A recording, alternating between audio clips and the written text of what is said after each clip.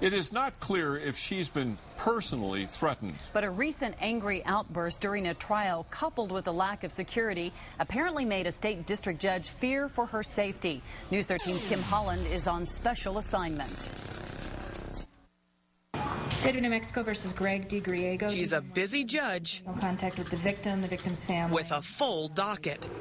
But you can't tell that from her courtroom in Rio Arriba County. District Court Judge Sherry Rafelson has moved out of her Tierra Amarilla courtroom. That's because she doesn't feel safe here. The Chief Judge, Stephen Pfeffer, thought it was best she left. Our producer asked him about it last week. Have you done trials up there in TA before? Many. Have you felt safe in that courthouse? I felt relatively safe. There's a back door to the courthouse that has no security.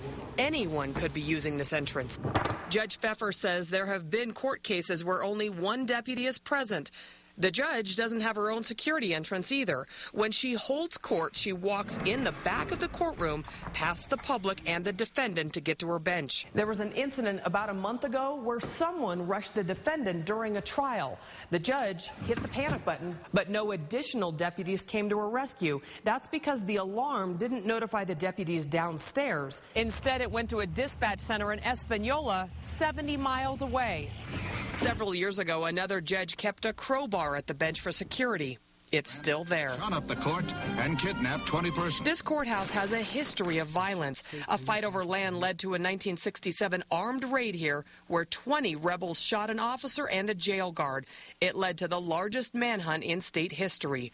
In the years since the raid, officials have made security improvements to the 100-year-old building, but it's not enough for Judge Rafelson, who plans to stay out of her Tierra Amarilla courtroom until security is beefed up and she feels safe. We can only do so much. Rio Arriba County Sheriff Joe Mascareñas is in charge of security for the building. He says it's more difficult to keep this century-old building secure by today's safety standards. I don't see a big deal.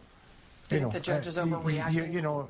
I don't think she's overreacting. She's just being cautious. I don't think it's a flight risk. The judge has only moved her docket temporarily until security improves. The judge has reason to have the concerns she has. This is the man who plans to address future security problems.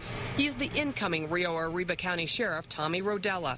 He's confident the safety issues can be fixed quickly. I feel that she's safe coming back January 1st. The day you take office. That's right. Rodella would not tell us about his security measures, but calls them minor fixes.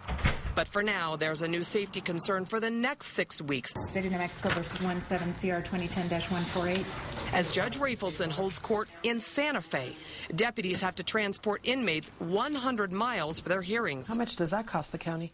It's going to cost a lot of money. And now the Santa Fe County Courthouse is packed. In fact, last week there were Rio Arriba County inmates crammed into a van out back of the Santa Fe Courthouse because there was no room inside the holding cells.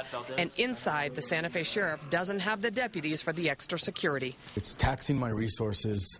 I feel that it is adding an element of danger to the Santa Fe County courthouse when we're increasing the workload there, and the courthouse is too small for our own cases. Everyone feels confident Judge Rafelson will be back in her Tierra Amarilla courtroom by January 1st. If not, Santa Fe County Sheriff Greg Solano says he's considering billing Rio Arriba County for his services and may even file a complaint with the Administrative Office of the Courts. Kim Holland, KRQE News 13. Current Rio Arriba County Sheriff Joe Mascareñas says the administration plans to fix the panic button so that deputies in that courthouse are notified if there's a problem. Also, the employee parking lot in back will be fenced off with a locked gate.